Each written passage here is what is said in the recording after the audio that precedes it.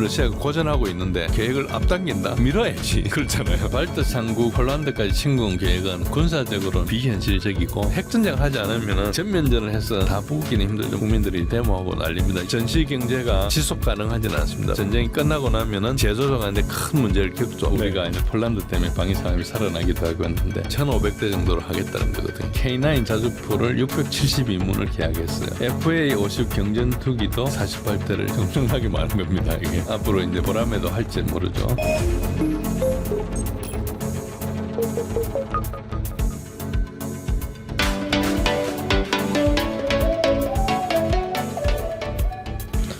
최근 워싱턴 포스트는 러시아가 우크라이나 전쟁 5년차에 접어드는 2026년 본격적인 경제 위기에 직면할 수 있다고 분석했습니다. 미국이 대러 제재로 원유 가스 수입이 반토막난 반면 전쟁으로 이 국방비 지출은 사상 최고 수준으로 늘어나면서 빠르게 재정 압박을 받고 있다는 분석인데 이런 흐름을 종합해 봤을 때 2026년 이 러시아 경제 향방 어떨까요? 워싱턴 포스트 여러분 아시겠지만 워싱턴 포스트 누가 가지고 있습니까? 제프 베조스가 가지고 있죠. 가지고 있는데 CIA의 마우스피스라고 보시면 됩니다. 그래서 이제 미국이라는 나라가 원체 움직이는 사람들이 많아가지고 딥스테이트란 말도 쓰기도 하고 그런데 일단 주요 기사가 문의하신 내용이 이제 원유 가스 수입 가스를 팔아가는 수입이 반토막 날 거다. 국방비 지수는 사상 최고가 될 거다. 그런데 워싱턴 포스트의 희망적인 생각이라고 저는 봅니다. 반토막이라 그러지만 중국, 인도가 계속 구매하고 있고요. 전년 대비 계속 증가하고 있습니다. 국방비 증가는 맞습니다. 2025년도에 약 6%가 조금 넘었고 그리고 내년도에는 거의 7% 수준이 됩니다. 사상 최고를 하고 있는 사실은 러시아가 생긴 이래로는 그렇지만은 소련 시절에는 GDP 15 내지 20%를 썼거든요. 그것보다는 훨씬 낮고요. 그리고 GDP 성장으로 감당이 가능합니다. 러시아 외환 보유고가 충분합니다. 그래서 3천억 달러를 동결했지 않습니까? 4년 전에. 근데 금과 외환 보유고가 계속 증대하고 있습니다. 그래서 국방비 지출이 사상 최고는 미국이 지금 사상 최고고요. 일본도 사상 최고고 독일도 사상 최고고 유럽의 28개 나라가 다 사상 최고고 우리나라도 사상 최고고 사상 최고가 아닌 나라가 없죠. 그러니까 사상 최고라는 것 자체는 별 의미가 없는 거고 이 비율이 어느 정도가 중요하냐는데 그러면은 과거에 서방 경제학자들 언론이 어떻게 이야기했느냐 2022년 2월 달에 제적 직후에는 러시아 경제가 6개월 내에 붕괴할 거다. 러블이 된다 그랬거든요. 그런데 물론 2022년 GDP는 마이너스 2.1%였습니다. 2023년은 올해는 진짜 붕괴한다 그랬는데 GDP가 2.1% 성장했고 2024년도에는 에너지 수출 감소로 위기일 거다 그랬는데 4.1% 성장했어요. 유로존은 1.3%가 성장했습니다. 그리고 2025년도에 붕괴할 거라 그랬는데 GDP 1% 성장했어요. 이건 의도적으로 냉각을 해서 물가가 너무 올라 경기가 과열돼가지고 그래서 1%를 해라고 지시를 해가지고 이제 한 거예요. 지금도 유익이 확실하다 했는데 한 해 지나봐야 알겠죠. 이 이야기를 왜 하는가 하니까 서방 정치인들이 자국 국민들에게 설득을 해야 할 정치적 필요가 있습니다. 그러니까 우리 제재가 효과가 있다. 러시아는 곧 무너질 거라고 말해야지 지원을 정당화할 수 있어요. 엄청나게 많은 돈을 들어가지고 우크라이나를 지원하고 있거든요. 그런데 이거를 만약에 자기네들 했던 정책이 실패한다 그러면은 지원을 못 받겠죠. 물론 많은 사람들이 벌써 국민들이 데모하고 난립니다. 유럽엔 지금도 한 10개 나라가 시위를 하고 있어요. 시위 정도가 이거 엄청나게 하고 있는데 근데 아직까지도 뭐가 그래도 남아있는 거니까 경제는 곧 무너질 거야. 그거는 이제 계속 하고 있는 거죠. 그래서 이거는 그렇지만 러시아 경제는 매우 견조하고요. 그리고 이제 분석을 이렇게 서방 경제학자들이 왜 이거 실패하는가 하니까 경제 모델의 차이가 있습니다. 서방은 자기 경제 모델을 가지고 러시아를 보거든요. 그러니까 오판을 좀 하는 거죠. 서방 경제는 금융 중심이고 그리고 서비스 중심이에요. 그리고 달러 체제에 의존하고 있기 때문에 금융 제재를 당하거나 무역 차단을 하면 거의 치명적입니다. 우리가 트럼프가 우리 이재명 대통령한테 막 관세 압박을 하고 있는 것은 이런 수단이 있기 때문에 일단 당장 차단이 되면 우리가 엄청 불편하거든요. 뭐 언젠가 극복할 수는 있겠지만 시간도 오래 걸리고 불확실하고 하니까 일단은 힘들더라도 뭐 대충 화해하고 들어주자 이런 거죠. 이런 측면이 좀 큰데, 잘 보시면 중국은 1970년대 이후에 한 번도 경제 위기가 없었어요.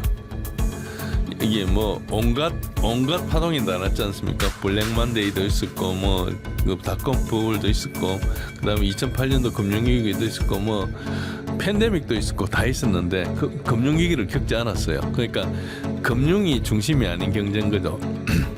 러시아 경제는 자급자족 구조입니다. 그래서 금융보다는 실물 경제고 서비스보다는 제조업, 농업, 에너지 중심이고 또 국가가 통제를 합니다. 그러니까 비상시가 되면은 그 소위 말 자원을 조절해 가지고 할 수 있는 능력이 좀 있죠.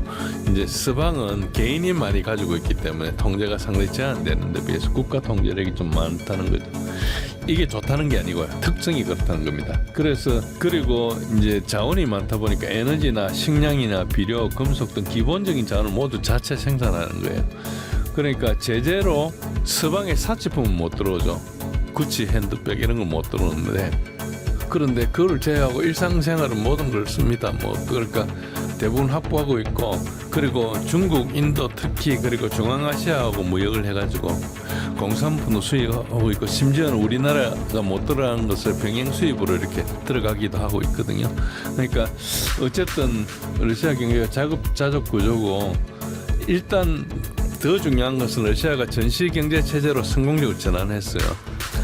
요거는 그 진주만 공격을 이제 받으면서 미국이 완전히 경제 대공황에서 벗어났거든요. 1929년 대공황 이후에 엄청나게 경기가 악화돼가지고 여러 대통령이 하고 했는데도 경기 못 살리다가 이제 전쟁 특수 때문에 확 경기가 살아났거든요.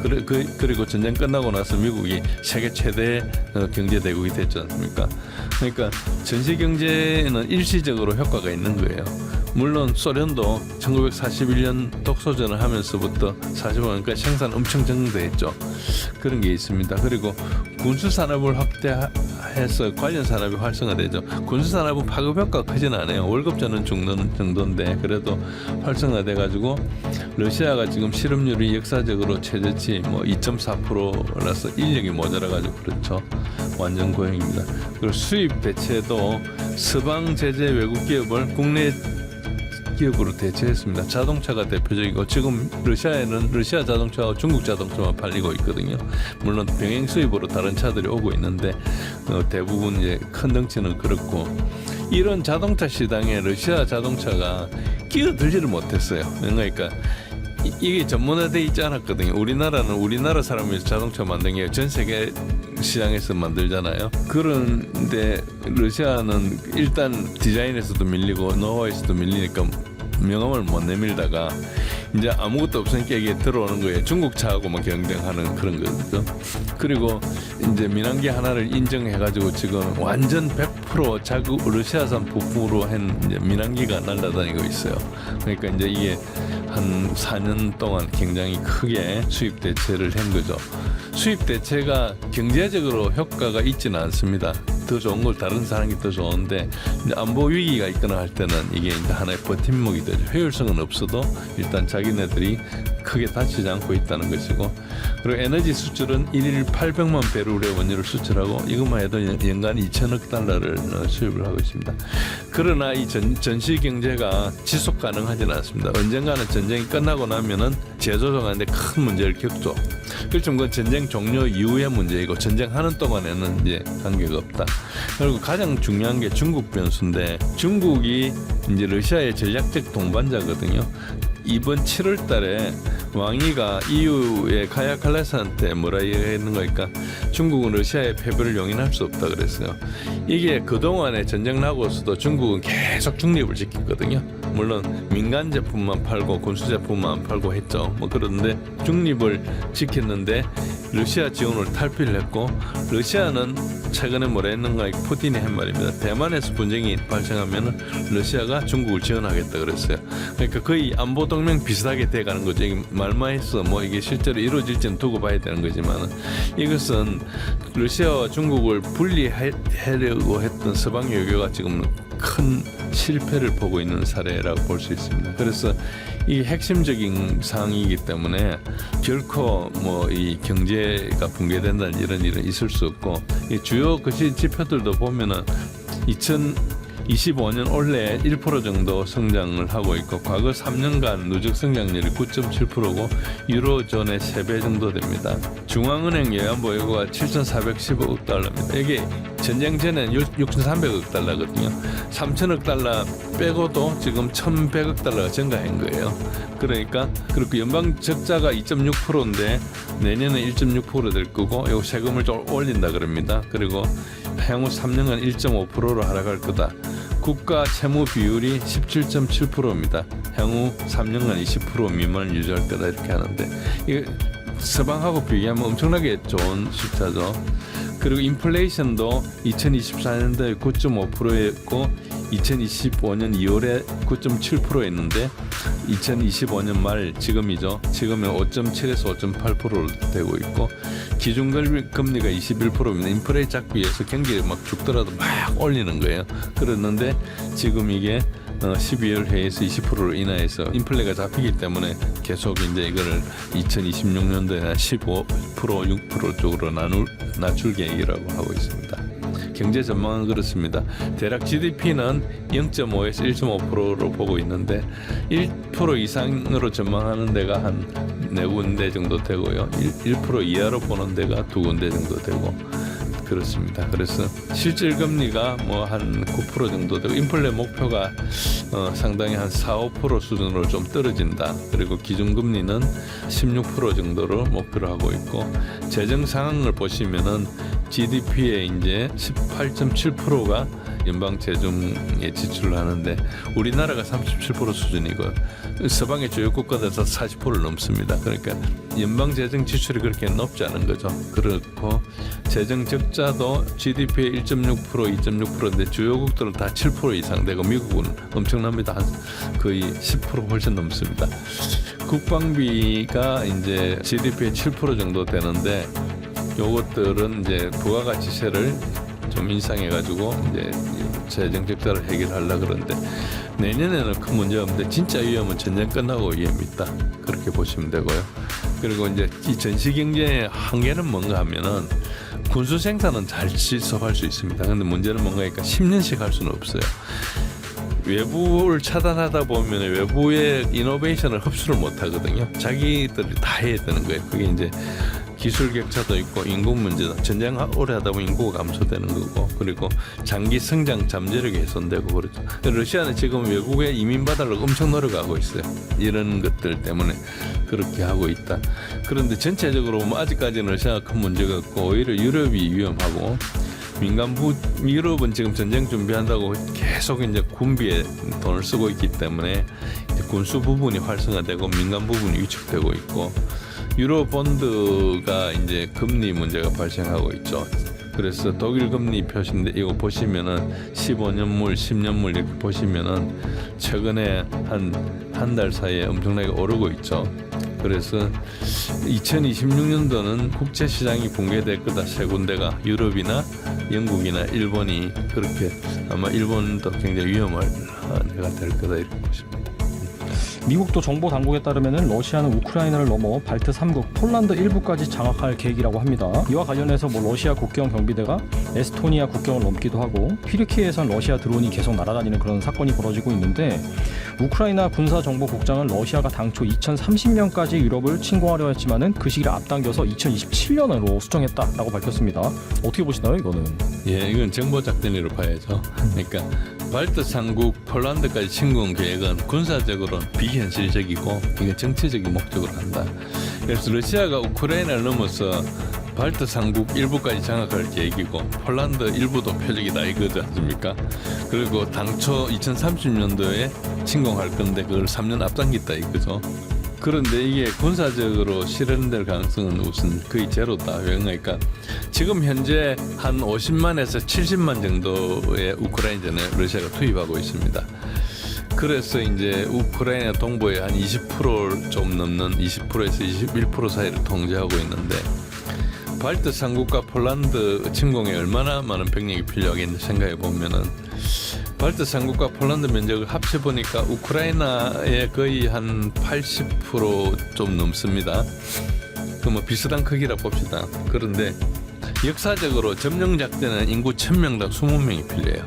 군인 1000명이. 그러니까 발트 3국하고 폴란드 합치면 4,400만 명이거든요. 그럼 20명이면 88만 명이 필요하지 않습니까? 지금 그러니까 우크라이나 그리고 시리아에도 가 있거든요. 그리고 국경 방어 원체 국경이 넓으니까 국경 방어 등에 소요되는 병력을 다 합치면 최소한 200만 명이 필요한 거예요. 그게 200만 명 조달한다는 게 쉽지 않죠. 그리고 이제 이 발트 3국하고 폴란드는 뭐가 문제가 있까 나토 국가예요. 러시아가 침공하면 나토가 자동 개입하기 때문에 미국, 영국, 프랑스, 독일이 다 들어와서 3차 대전이 될 수밖에 없어요. 그러니까 우크라이나도 나토 회원국이 아니기 때문에 침공을 한 거지 나토 회원국이었으면 침공을 못하는 거지 않습니까? 그래서 우크라이나가 계속 그 러시아를 괴롭히니까 나토 가입을 하지 마라. 그렇게 계속 이야기했던 거죠. 그러니까 결국은 이렇게 되면 핵전쟁을 할 수밖에 없는 거죠. 그러니까 재래식 전력에서 나토가 마음먹고 다 모은다면은 전체를 상대할 수는 없거든요. 그러니까 결국은 패배가 확실하면 전술핵이든 무슨 핵을 사용해야 되겠죠. 그러면 나토도 핵으로 대응할 수밖에 없지 않습니까? 그럼 이걸 상호 확정 파괴될 때까지 하는 거예요. 그러니까 지구가 가로될 때까지 없어지는 거죠. 그리고 GDP 6, 7%로 지금 하고 있는데 나토하고 전쟁하려면은 15% 내지 20% 필요하죠. 이거 하다가 소련이 망했거든요. 그런데 이걸 러시아가 할 리가 없죠. 자기네들 아는데. 그런데 왜 이런 주장이 나왔을까? 일단 유럽은 국방비 정액 압박이 있는데 국민들은 반대를 해줘. 자기 연금 깎아가지고 지금 국방비 내야 되는 판이니까. 그래서 이제 러시아가 발트하고 폴란드를 침공할 계기라는 정보를 흘리면은 유럽 국가들이 겁을 먹고 국방비를 늘릴 거다. 그래서 실제로 독일, 폴란드들이 국방부비를 대폭 정액을 했죠. 그리고 이제 우크라이나 지원 지속을 좀 정당화한다. 사실 이게 왜 우크라이나를 계속 지원해야 되냐, 이 피로감 정대가 데모도 하고 그래요. 반대도 많이 하고. 미국은 뭐 우리 납세자들은 이 우리는 무슨 상관이냐 이렇게 생각하고 있는데 지금 러시아를 우크라이나에서 멈추지 못하면 다음은 폴란드다. 그럼 미군이 직접 싸워야 한다고 이렇게 하면은 지원이 정당한 거죠. 직접 미군이 싸우는 것보다 지금 우크라이나에 지원해 우크라이나가 멈추게 하는 게 낫다 이런 거죠. 이건 실제로 린지 그레엄 의원이 주장한 겁니다. 이런 말을 정확하게 하고 있어요. 그리고 이제 나토 결속을 강화하는 건데 트럼프가 나토에 대해서 계속 회의적인 발언을 하니까 나토 내부에서 이게 균열되겠구나 이게 내부적으로 이제 일어나고 있는 거죠. 그러니까 이제 나토가 무너지면 안 되겠다는 사람들이 러시아 위협을 계속 강조해야지 나토 결속이 되는 거죠. 그런 측면이 있고 발트 3국의 안보 불안을 활용하는 겁니다. 발트 3국은 역사적으로 소련에 병합됐어요. 소련에 병합돼 있는 동안에도 서방에서는 그거를 인정을 안 해줬어요. 거의 6, 70년 동안 인정을 안 해줬어요. 그런 상태에 있기 때문에 제일 먼저 이제 독립을 했죠. 소련 무너지면서. 그 안에 러시아계 소수민족이 되게 많이 있거든요. 그런 측면이 있고 폴란드도 이제 러시아하고 역사적으로 관계가 안 좋으니까 그런 것들이 있고 그러니까 항상 불안을 느끼고 있어요. 러시아에 대해서. 이걸 자극해가지고 나토 동쪽 방어선을 강화하는 거죠. 사실은 뭐 이 해당되는 국가는 이렇게 안보 불안이 있기 때문에 이 이야기에서 떨어질 수 없는데 그리고 뭐 드론을 보내고 이것도 가짜 깃발 작전이든 하이브리드 전쟁이든 둘 중에 하나입니다. 가짜 여부는 좀 불확실하고 사실 여부 자체는 좀 불확실합니다. 가짜 깃발이거나 아니면 하이브리드. 가짜 깃발이라는 건 뭔가 하니까 이제 자기가 해놓고 남이 했다고 하는 그런 거죠. 그래 우크라이나 떨어진 러시아 드론 잔해 같은 거 모아가지고 이렇게 한 그런 경우도 좀 있었어요. 실제로. 그리고 그게 아니고 실제로 이게 조작한 게 아니고 러시아에서 일부러 이렇게 했다 이렇게 할 수도 있어요. 하이브리드전 일부러 일단 드론으로 나토의 방공망을 좀 테스트도 하고 계속 심리전을 해서 공포도 조정하고 정보도 수집하고 그리고 정치적 압박도 하고 이렇게 하는 건데 이걸 한다고 해서 전면전을 하는 것은 아니고요. 재래식 전쟁을 피하려고 상대를 괴롭히는 것일 수도 있습니다.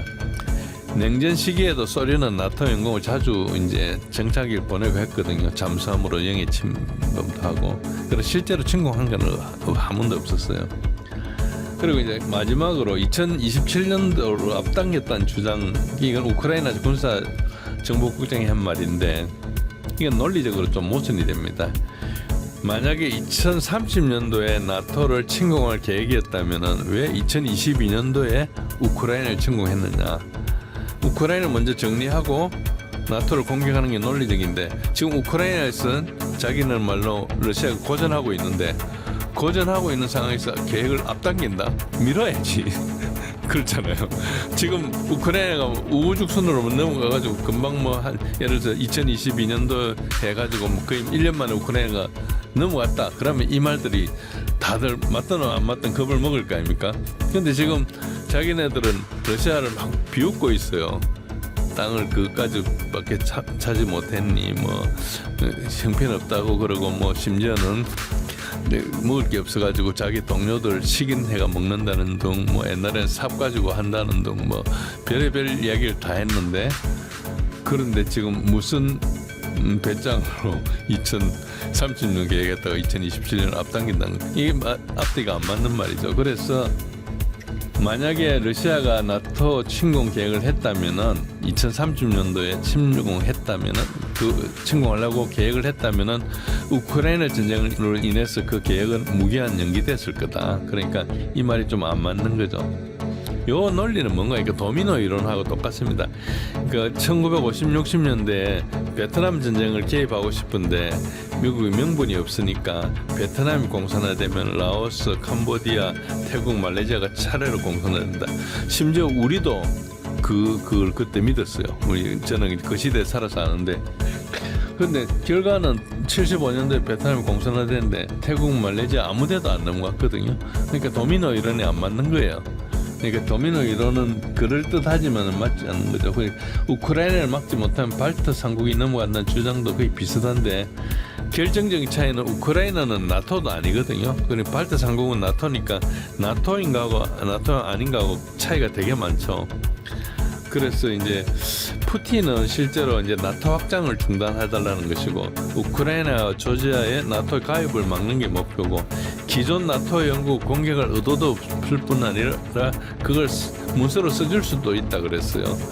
그리고 군사적으로도 생산이 없죠. 핵전쟁 하지 않으면은 전면전을 해서 다 붙기는 힘들죠. 물론 한번 들어가 요거 먹고 저거 먹고 이렇게 할 수는 있을지 모르지만 그래도 나토가 연합방위 체제인데 그건 할 수가 없고 집단방위 체제라 그러죠. 그럴 수 없고요.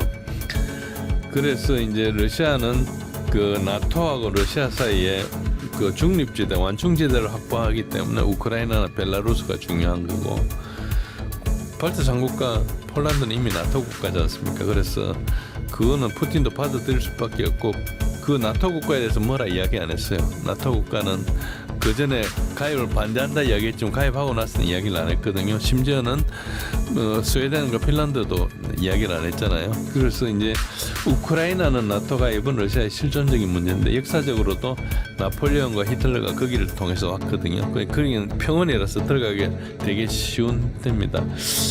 그런 측면이 있어서 결론적으로는 이것은 발트 삼국 폴란드 침공 조장은 정보 작전의 가능성이 되게 높고 이는 군사적으로도 현실적이지 않고 경제적으로 감당 불가능하고 핵전쟁 위협도 있고 그러니까 정치적 이득도 없고 그렇습니다. 그리고 무엇보다도 발트 삼국과 폴란드에 가가지고 러시아가 얻을 실익이 없어요. 거기에 뭐 자원이 있는 것도 아니고 물론 발트 삼국 가면은 거기에 뭐 발트해에 조금 더 기지 같은 거 얻을 수 있을지 모르지만 그거는 뭐 옛날에도 소련 시절에도 지금 발틱 함대가 거기 있었거든요. 그래서 거기는 얻어봐야 바다가 좁아가지고 다른 데 다 견제되기 때문에 그거는 큰 문제가 없고 그래서 이 침공의 전조는 아니라고 저는 보고 있습니다. 그래서 우리가 정보 전쟁에 진행 중이기 때문에 이런 이야기들이 나올 때도 모든 주장을 액면 그대로 받아들이면 안 되고 논리적으로 이게 따져봐야 되는 것이라고 저는 생각합니다.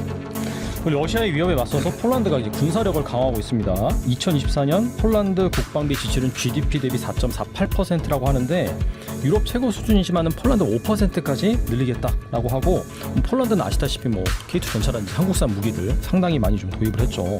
현재 폴란드 전차는 독일, 영국, 프랑스, 이탈리아를 합친 것보다 많다고 합니다. 이 폴란드 군사력은 어떻게 보시는지, 그리고 이제 폴란드가 주변국을 계속해서 이제 국방비 증액을 요청을 하면서 일각에서는 이 유럽 안보의 주도권이 이 폴란드로 옮겨갈 수 있다라고 이제 분석을 하는데 이거 어떻게 보시나요? 예, 폴란드 우리하고 되게 관계가 많죠. 우리가 이제 폴란드 때문에 방위 산업이 살아나기도 하고 했는데, 일단 국방비 비중은 말씀하신 대로 나토 회원국 중에서 미국보다 높은 최고 수준이 맞습니다. 그리고 미국이 한 3.5% 정도 되고 중국은 1.7%, 한국은 2.8%니까 폴란드가 4.48%고요. 그리고 이제 5%가 이제 목표고, 내년도 좀 더 나갈 것 같습니다. 전차도 뭐 이것저것 전차가 이제 여러 클래스 전차가 있거든요. 우리가 K2 같은 그런 전차를 MBT라 그래요. 메인 배틀 탱크 주력 전차라 그러고, 조그만 돌격포 전차들도 있어요. 그런 것까지 합치면은 한 1000대 정도 있어요. 지금 이걸 한 1500대 정도로 하겠다는 거거든요. 이제 K2를 생산해가지고 옛날 것 좀 도태시키고 해서 하고, 과거에 가지고 있던 건데 전부 다 이제 그 우크라이나에 줘버렸고, 그 이제 M1A2 아브람스를 미국에 250대를 주문했고, 이제 독일에도 기존 보유 레퍼드 2도 버전이 레퍼드 2 A 뭐 1부터 A8까지 다양하게 있습니다. 이것도 이제 추가 도입하고 있고 이렇게 있습니다.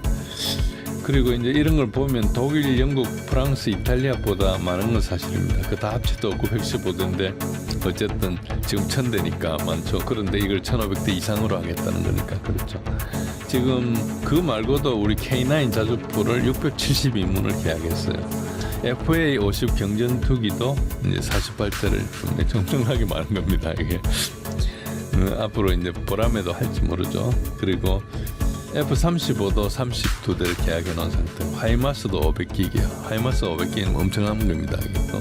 패트리어트 방공 시스템도 대규모 도입하고 있고, 그러니까 양적 팽창을 분명히 하고 있습니다. 한국산 무기도 분명히 핵심적인 역할을 했죠. 초기에 이제 우리가 우리 걸 주고 뭐 빨리 만들어주고 했기 때문에 폴란드가 우크라이나한테 자기 전차를 다 줬거든요. 그런 측면이 있고, 우리 무기는 뭐 아시다시피 빠른 납품이 가장 중요하고, 폴란드는 러시아 위협이 임박했다고 느끼기 때문에 시급했고요. 그때 당시에 이제 외무장관던 시콜스키가 굉장히 강력하게 반러시아적인 걸 했었거든요. 그런 소위 내러티브를 주도하다 보면 이런 걸 이끌어갈 수밖에 없어요. 그런 측면이 있고, 우리는 이제 굉장히 빨리 인도하고 납품하는데 미국은 우리보다 2배 이상 걸리죠 보통.